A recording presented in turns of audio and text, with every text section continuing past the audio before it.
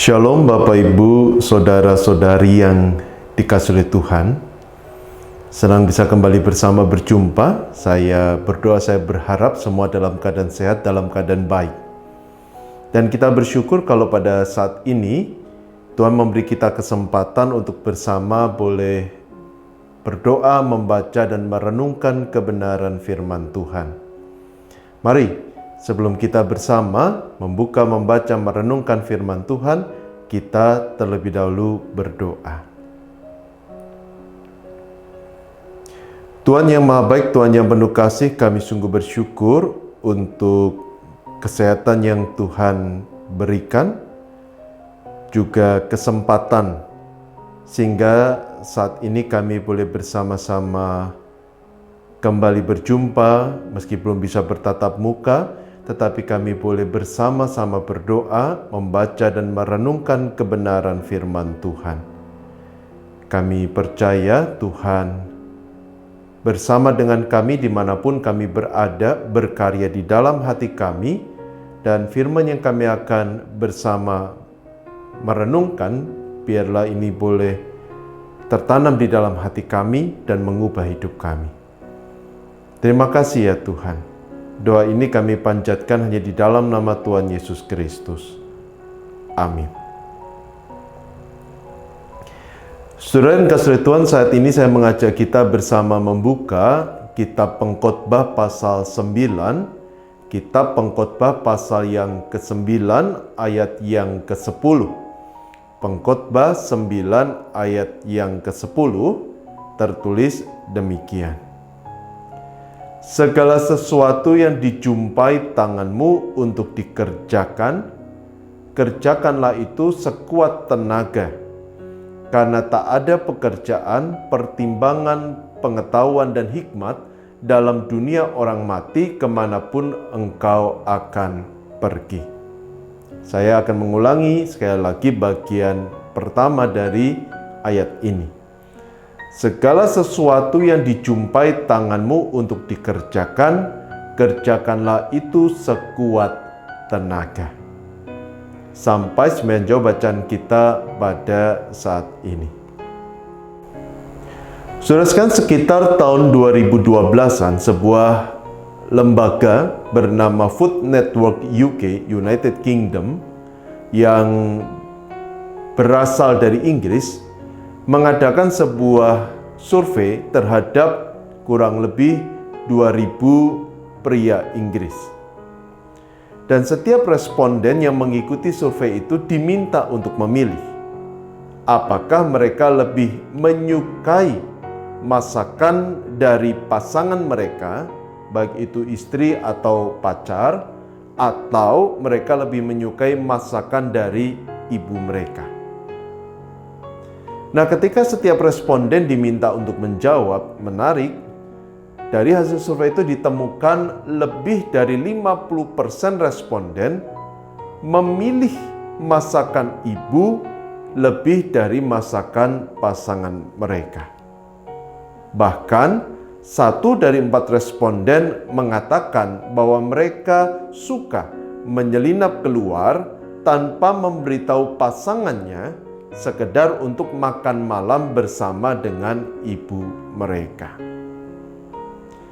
Nah, saudara, para surveyor atau orang yang melakukan survei kemudian mencoba menelusuri lebih jauh alasan para pria Inggris lebih memilih menyukai masakan ibunya daripada masakan pasangannya. Dan ketika mereka menelusuri lebih jauh, mereka tiba pada sebuah kesimpulan, yakni bahwa meski sudah beranjak dewasa, tetapi pria masih sering mencari kenyamanan dan tradisi dalam memasak yang mereka alami saat masa pertumbuhan, sehingga mereka merasa masakan ibulah yang benar-benar masakan. Tidak heran kalau pada akhirnya mereka lebih memilih masakan dari ibu mereka daripada masakan dari pasangannya. Nah, saudara, ketika saya membaca survei ini, saya bertanya-tanya bagaimana dengan para pria Indonesia. Saya belum menemukan hasil survei yang dilakukan terhadap kaum pria di Indonesia. Namun dalam perjalanan pelayanan ketika saya bertemu dengan kaum perantau, baik mereka yang merantau karena alasan studi, kuliah, atau mereka yang merantau karena alasan pekerjaan, ataupun juga karena alasan-alasan lainnya, menarik, mereka sering berkata bahwa mereka merindukan masakan rumah mereka. Mereka merindukan masakan ibu mereka. Nah, kenapa mereka punya kerinduan begitu? Tentu ada banyak alasan yang membuat seseorang merindukan masakan rumah. Namun ada 3 alasan yang menurut saya menarik. Yang pertama, karena masakan rumah tidak bisa dinikmati dimanapun dan kapanpun. Masakan rumah, dalam hal ini masakan ibu, hanya bisa dinikmati di rumah atau ketika kita berada dekat dengan ibu kita. Nah, alasan yang kedua, kenapa orang lebih memilih masakan rumah atau merindukan masakan rumah? Karena seperti kata survei tadi, masakan rumah itu berkaitan dengan perjalanan hidup kita. Sehingga ketika kita menikmati masakan rumah, bukan hanya lidah kita yang dipuaskan, tetapi otak kita pun dibawa untuk bernostalgia. Mengingat kembali peristiwa-peristiwa kebersamaan di masa lalu ketika kita tengah menikmati masakan itu. Dan alasan yang ketiga, kenapa seseorang sering merindukan masakan rumah, karena saya percaya orang tua akan selalu berusaha memberikan yang terbaik, menyajikan masakan terbaik, melakukan yang terbaik demi anggota keluarganya. Dan bagi saya, alasan yang ketiga ini bukan hanya membuat kita bisa menikmati masakan, tetapi juga memberi kebahagiaan dalam kehidupan keluarga. Tidak heran dalam Pengkhotbah 9 ayat yang ke-10 yang kita sudah baca, di sana penulis kitab Pengkhotbah memberikan sebuah nasihat. Dia berkata, segala sesuatu yang dijumpai tanganmu untuk dikerjakan, kerjakanlah itu sekuat tenaga. Nah, saudara sekalian, dalam ayat ini jelas penulis kitab Pengkhotbah mendorong kita untuk melakukan yang terbaik dalam setiap kesempatan yang kita miliki, melakukan yang terbaik dalam setiap kepercayaan yang diberikan kepada kita, melakukan yang terbaik dalam setiap aspek hidup kita, termasuk juga saat kita berbicara tentang keluarga. Bahwa sebagai bagian dari anggota keluarga, maka kita harus melakukan yang terbaik untuk keluarga kita. Nah, kenapa kita harus melakukan yang terbaik? Ada 3 alasan. Yang pertama, kenapa kita harus melakukan yang terbaik? Karena yang terbaik merupakan perwujudan rasa syukur kepada Tuhan. Saudara sekalian, kita semua tahu bahwa bukan hanya kita sudah menerima berkat dari Tuhan, tetapi Tuhan pun sudah memberikan atau mengaruniakan keluarga dalam hidup kita. Memang mungkin keluarga kita bukan keluarga yang sempurna, tetapi Tuhan memakai keluarga kita untuk menghadirkan kita serta membentuk kehidupan kita hingga seperti saat ini.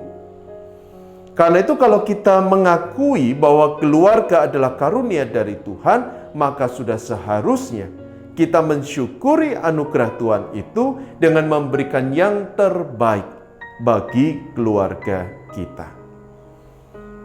Sama misalnya saudara, kita mendapatkan sesuatu yang berharga buat kita. Mungkin bicara logam mulia, perhiasan, ataupun juga barang-barang lainnya yang kita impikan, kita beli, kita dapatkan dengan mahal, usaha yang keras. Tentu kita menjaga dengan baik, merawat dengan baik, sebagai ungkapan kebahagiaan sekaligus juga ungkapan syukur kita karena mendapatkan hal itu. Nah, seharusnya kita melakukan hal yang sama terhadap keluarga kita, karena keluarga adalah anugerah dari Tuhan bagi kehidupan kita yang sudah seharusnya kita jaga dengan baik, kita rawat dengan baik, termasuk juga kita melakukan yang terbaik untuk keluarga kita. Alasan yang kedua, kenapa kita harus melakukan yang terbaik untuk keluarga, selain sebagai ungkapan syukur, maka kita harus melakukan yang terbaik sebagai ekspresi cinta kita kepada keluarga. Dalam 1 Yohanes pasal yang ketiga yang ke-18, dengan tegas dan jelas di sana penulis surat Yohanes mendorong kita untuk mewujudkan cinta kita, kasih kita dalam perkataan dan perbuatan. Artinya kalau kita mengasihi keluarga kita, maka kita akan memperlakukan yang terbaik untuk keluarga kita dalam kata dan perbuatan. Kita mewujudkan cinta kita bagi keluarga kita. Dan alasan yang ketiga, kenapa kita harus melakukan yang terbaik untuk kebahagiaan keluarga? Karena yang terbaik itu merupakan fondasi untuk membangun keluarga yang bahagia. Seorang pernah berkata bahwa membangun keluarga yang bahagia dibutuhkan 3 hal, yakni komitmen, waktu, dan kerja keras. Artinya, tidak ada keluarga yang akan bahagia kalau dia tidak mau berkomitmen mengusahakan kebahagiaan keluarga. Kalau dia tidak mau memberi waktu untuk keluarganya. Kalau dia tidak mau bekerja keras demi membahagiakan keluarganya. Karena itu, kalau saudara ingin membangun sebuah keluarga yang bahagia atau merindukan kebahagiaan ada di tengah keluarga kita, maka kita harus berkomitmen, kita harus memberikan waktu dan bekerja keras, berusaha melakukan yang terbaik untuk mewujudkan keluarga yang bahagia. Nah, saudara, kini pertanyaannya adalah apakah kita sudah mengusahakan kebahagiaan keluarga? Apakah kita ingin memiliki keluarga yang bahagia? Kalau iya, apakah kita sudah melakukan yang terbaik untuk keluarga kita, untuk membahagiakan anggota keluarga kita? Nah, saudara, ketika saya merenungkan hal ini, saya menemukan sebuah kisah yang menarik tentang seorang suami istri bernama Hank and Kim. Hank dan Kim. Suatu hari, Kim, dia bukan seorang juru masak yang hebat, tetapi dia punya keinginan untuk memberikan makanan yang akan dinikmati bersama dalam acara perjamuan kasih di gereja. Mungkin kalau di gereja kita ini seperti ibu-ibu, teman-teman, rekan-rekan saudara konsumsi, tim konsumsi gereja. Nah, Kim ini ingin ambil bagian, ingin turut memeriahkan acara perjamuan kasih sehingga dia berniat untuk memasak dan menyajikan sebuah masakan bagi orang-orang yang hadir. Singkat cerita, hari itu tiba, Kim pun memasak sebuah masakan, lalu kemudian membungkusnya dan membawanya ke gereja. Sepanjang perjalanan, Hank dan Kim merasa ada yang mencurigakan. Karena mereka mencium bau saus yang gosong. Tapi karena sedang dalam perjalanan, mereka tidak bisa memeriksa asal muasal dari bau itu. Ketika tiba di lokasi acara, mereka membawa masakan dari Kim, meletakkannya di meja bersama dengan masakan-masakan lainnya. Nah, karena sudah curiga dalam perjalanan, Hank segera memotong masakan Kim lalu mencoba mencicipinya. Dan saudara, ketika memakan masakan Kim, ekspresi Hank menunjukkan rasa yang sangat tidak enak. Saudara bisa bayangkan ketika Kim melihat ekspresi dari Hank. Ada kekhawatiran kalau orang memakan masakannya Kim, maka mereka semua akan kecewa, bahkan akan membicarakan rasa tidak enak dari masakan itu. Tapi mereka tidak mungkin membawa pulang kembali. Karena orang sudah tahu bahwa Kim membawa masakan untuk dinikmati bersama dalam acara perjamuan kasih itu. Jadi saudara bisa bayangkan betapa cemas, khawatir perasaan Hank dan Kim. Nah, saudara, yang menarik adalah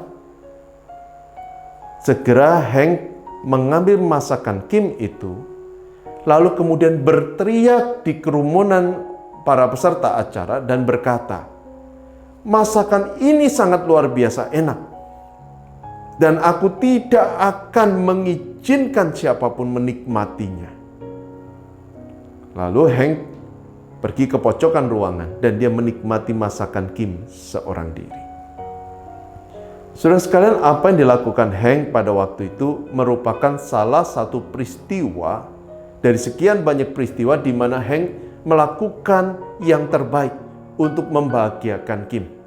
Hank berusaha melakukan sesuatu demi menjaga Kim dari sesuatu yang akan mempermalukan si Kim atau melukai hati Kim. Dan peristiwa-peristiwa itu termasuk juga peristiwa pada hari itu membuat Kim melihat bahwa Hank benar-benar mencintai dia. Saudara, kisah ini merupakan sebuah bukti bagi kita bahwa untuk membangun sebuah keluarga yang bahagia dibutuhkan kerja keras bahkan pengorbanan. Tanpa kesediaan untuk melakukan yang terbaik bagi anggota keluarga, maka kebahagiaan dalam keluarga hanya akan berakhir sebagai sebuah angan-angan. Karena itu kalau kita ingin membangun sebuah keluarga yang bahagia, kalau kita ingin membahagiakan anggota keluarga kita, entah itu suami, istri, anak, orang tua, saudara kita, maka kita harus melakukan yang terbaik bagi mereka. Seperti yang dinasihatkan oleh pengkhotbah.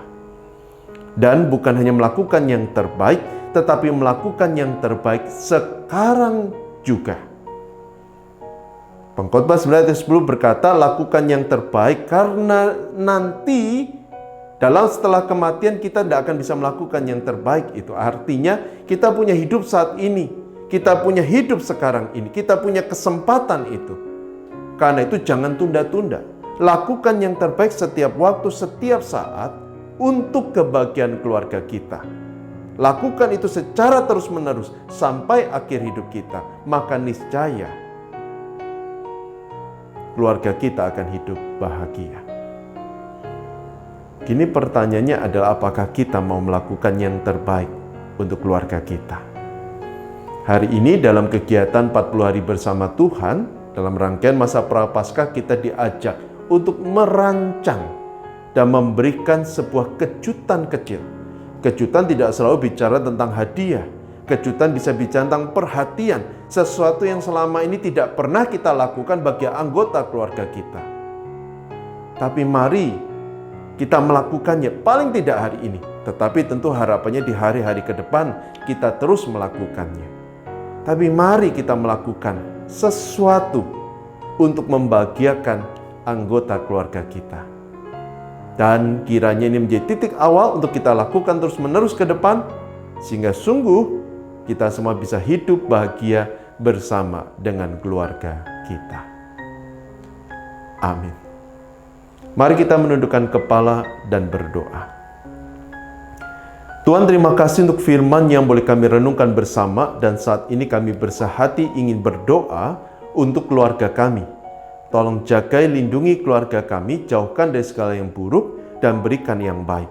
Berikan kebahagiaan, berikan damai sejahtera, berikan kerukunan, berikan berkat-Mu bagi keluarga kami. Dan biarlah kami sebagai sebuah keluarga boleh hidup bersama, mengusahakan kebahagiaan satu sama lain, sehingga kami boleh menjalani kehidupan yang bahagia bersama dengan keluarga kami. Tolonglah setiap kami ya Bapa. Berkati juga untuk pekerjaan, studi kami, Allah yang berkati. Berkati juga untuk saudara kami yang sakit, berkenan Tuhan melawat, menjamah, memulihkan. Khususnya untuk saudara kami yang terkena COVID, biarlah Engkau yang menjamah. Saudara kami yang lanjut usia, berkenan Tuhan juga yang menjamah dan memulihkan. Dan bagi kami semua, Tuhan berikan kepada kami kesehatan, dan kami akan melakukan yang terbaik untuk kemuliaan nama Tuhan. Berkati juga untuk Gereja Tuhan GKI Kutisari Indah, Allah yang berkasih karunia, memimpin dan menolong jemaat-Mu sehingga boleh semakin bertumbuh dan berbuah bagi kemuliaan nama Tuhan. Berkati juga untuk kegiatan-kegiatan yang disusun dirancang, untuk kegiatan persekutuan keluarga, parenting yang diadakan Komisi Dewasa untuk tanggal 19 nanti, biarlah kami boleh mengikuti dan mendapatkan berkat melalui materi yang dibagikan. Berkati untuk kegiatan pemahaman Alkitab, berkati juga untuk ibadah minggu yang akan kembali diadakan secara onsite pada hari Minggu nanti. Tuhan yang berkati semua persiapan, Tuhan berkati setiap jemaat-Mu yang hadir, dan sungguh biarlah ibadah itu memuliakan nama Tuhan. Berkati ya Tuhan gereja-Mu GKI Kutisari Indah. Berkati juga bangsa negara kami, Allah yang menjaga melindungi Indonesia, memberikan berkat, memberikan hikmat bagi para pemimpin, mengambil keputusan yang terbaik demi kemajuan dan kesejahteraan rakyat Indonesia. Kami percaya Engkau telah mendengar doa kami. Yang terbaik Tuhan akan berikan, dan saat ini hamba-Mu mohon berkenan Tuhan mengulurkan tangan dan memberikan berkat. Jemaat yang kasih oleh Tuhan, arahkan hatimu kepada Tuhan dan terimalah berkat dari Tuhan. Allah, Dia mengasihi engkau, Dia mengasihi keluargamu, Dia akan menjaga melindungi engkau, Dia pun akan menjaga dan melindungi keluargamu. Dia akan memberikan berkat, damai sejahtera, dan sukacita dari sekarang sampai selama-lamanya. Amin. Tetap sehat, tetap semangat, Tuhan memberkati.